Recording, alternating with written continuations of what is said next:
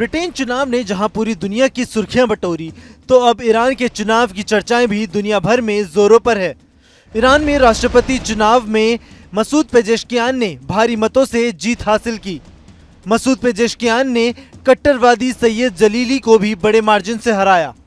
Pezeshkian ने 16.3 million वोटों के साथ जीत दर्ज की है, जबकि जलीली की बात की जाए तो उन्हें 13.5 मिलियन वोट ही मिले।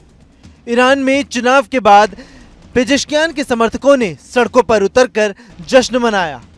बीते कुछ महीनों से ईरान में माहौल तनावपूर्ण बना हुआ है। ऐसे में राष्ट्रपति चुनाव में पेजेश्कियान की जीत कई मायनों में अहम मानी जा रही है। नए राष्ट्रपति के बाद हालात में सुधार लाने की उम्मीदें जताई जा रही है। वैसे भी मसूद पेजेश्कियान एक सुधारवादी नेता के रूप में जाने जाते हैं। हाल ही में हुए पूर्व राष्ट्रपति इब्राहिम रईसी की इस साल एक हादसे में मौत हो गई थी, जिसके बाद अब ईरान में राष्ट्रपति के लिए चुनाव कराए गए थे। ईरान में बने चुनौतीपूर्ण माहौल के बीच अब पेजेश्कियान को बड़ी चुनौतियों का सामना करना होगा। सबसे ज्यादा नए राष्ट्रपति के रूप में उन्हें ईरान की आर्थिक स्थिति में सुधार लाने और ईरान में हुए संघर्षों पर विराम लगाने का है। चुनाव में बम्पर जीत हासिल करने वाले पेजेश्कियान लोगों पर अपना भरोसा बनाने में कायम रहे और उन्हें साल 2022 में महसा अमीनी की मौत के बाद खुलकर अपनी बात रखी थी और इस घटना को अस्वीकार्य बताया था। पेजेश्कियान की छवि एक ऐसे नेता के तौर पर है जो सुधारों पर यकीन रखते हैं।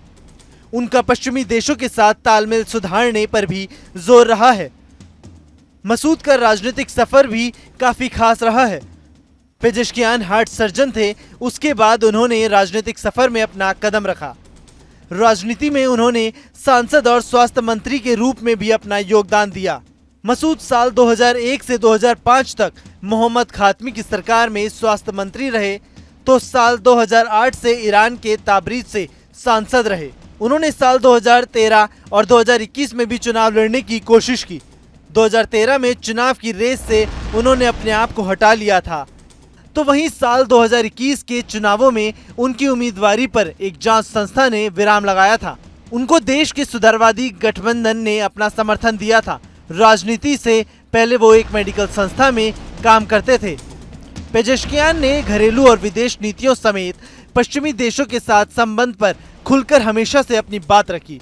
इसके अलावा हिजाब और महिला के मुद्दों को भी उन्होंने खुलकर सामने उठाया और इन्हीं बेबाकी से राजनीति करने वाले सुधारवादी नेता पर लोगों ने भी भरोसा जताया और उन्हें जिताकर इन चुनावों में राष्ट्रपति पद की जिम्मेदारी सौंपी।